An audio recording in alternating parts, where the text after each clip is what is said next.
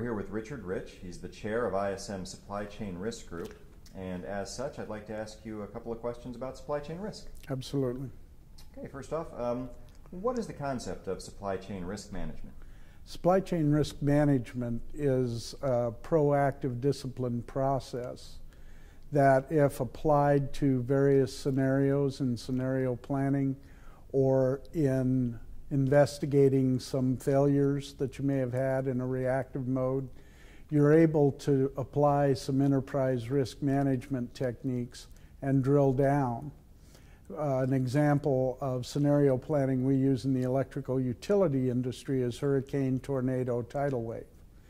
Those have to be a scenario plan because you never know, you can't plan for them. But you can plan for what happens by saying, we had one, now what? And you use various templates to gather information on key risk indicators, mitigation strategies, consequences of not adapting the mitigation strategies, and out of all that tumbles recommendations that you usually make to a higher up committee in the governance of your organization.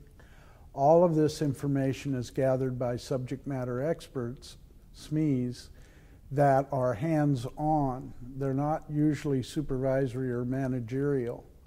They're hands-on people in the field, people that actually do the work. They're a fountain of information on risk and how to fix it. So the key risk indicators and risk mitigation strategies are really the foundation for you to strengthen your supply chain by taking a look.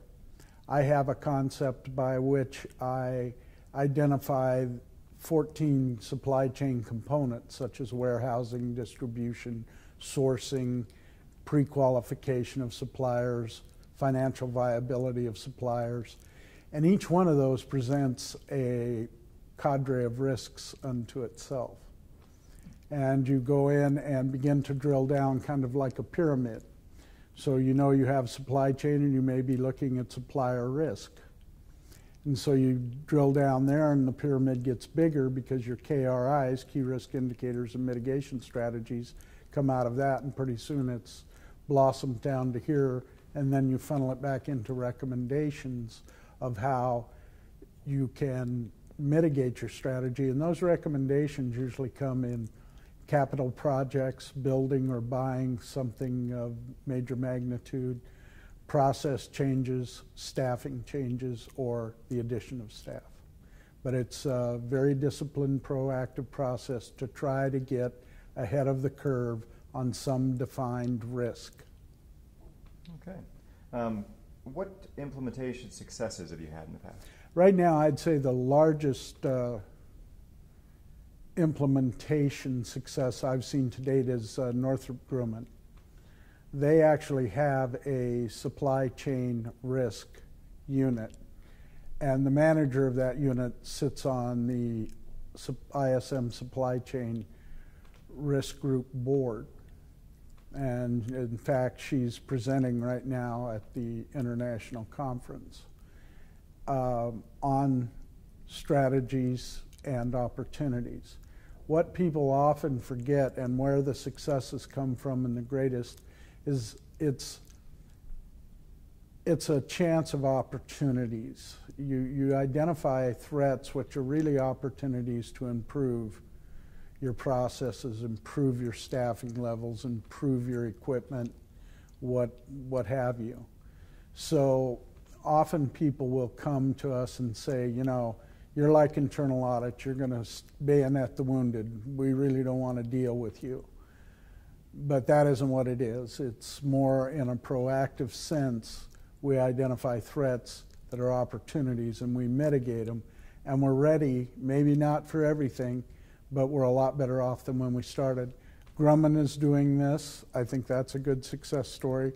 There is a group out there called the Supply Chain Risk Leadership Council. And that consists of Cisco, Coca-Cola, Boeing, FedEx, huge companies. And that group is very interested. They haven't, I monitor them pretty closely, they haven't really come up with a kind of structure, but they talk among themselves and they strategize and network among themselves on risk, and I think that's a success.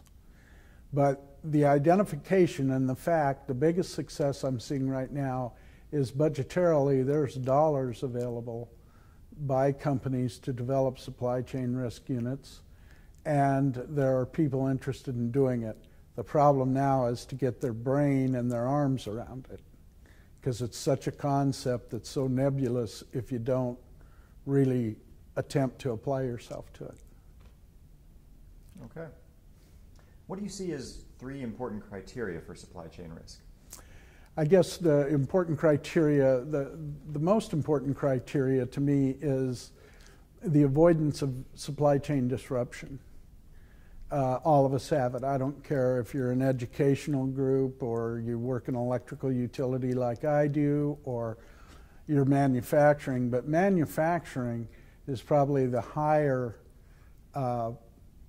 priority in that they're profit oriented, where we are, but we have a bigger driver in electrical utilities to make sure those lights are on 24/7. People have become awfully accustomed in America to reaching for the switch and the lights coming on, and the day gets closer and closer when that's not going to happen. Supply chain risk can help that avoidance by being prepared, identifying, and having strengthening of a supply chain. You need a supply chain that has several components, that runs what we call the supply chain circle, where you have recognition of need, you go through sourcing decisions, you go through supplier decisions, make or buy decisions, and you go all the way into retiring the unit or no longer needing the service. All of those components need to be drilled down upon and strengthened. That's another criteria. The third criteria would be people with open minds and innovative thinking. Often you run into people, I'm too busy, I don't want to be bothered. And you've got to get by that, because if you are bothered and you do allow this sort of process to go forward, it makes you better. Okay. What do you think is the future of supply chain risk? I think the future is very robust. I think people are, I just look at around, the last 2 days I've been I manage a risk track at the International Conference for ISM. And I go to each of the sessions and I introduce the speakers. And when I'm there, I do a little rah-rah for the risk group. And we have doubled our size in 2 days. That means 2 things. One, people are seeing that risk management has viability, it has traction. And 2, they're interested in finding out about it. And the fact that there are budgetary dollars out there to go forward is also very encouraging. So I think you're going to see a lot more of it. I think it's coming on fairly strong. A lot of people thought it was the hula hoop and that it would come through its normal and go on like JIT, just in time, and those sort of things that kind of have dropped off. But I don't see that happening with this. Great. Sounds very interesting. Now, where would someone go to find more information on supply chain risk? Well, we have a website. We probably need to improve it. I founded the group after the San Diego conference. We had 102 members out of there. I think we're close over 200 now. And you can come to us. You can come to the board that's identified. There are 8 people, I think, on the board. If they see this and I'm wrong, I'll hear about it forever. But you can come to us for that kind of information. Everybody's supply chain probably has different components than mine, but we can come together on the concepts. And I think what we would like to be, what the ISM Supply Chain Risk Group would like to be, is a leading edge critical thinking group that looks at educational live events, such as we've done a satellite seminar. Several of the board members I hear have been in and doing podcasts with you.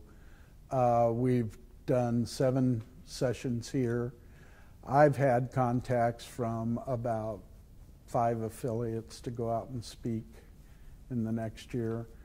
I would like to develop a day or 2-day seminar in using ERM to strengthen your supply chain process. So the information we would like you to get is through us, through our website, through the ISM website, to the supply chain risk group. I think it's a really good resource. It's tremendous information. Thank you so much for your time. Thank you.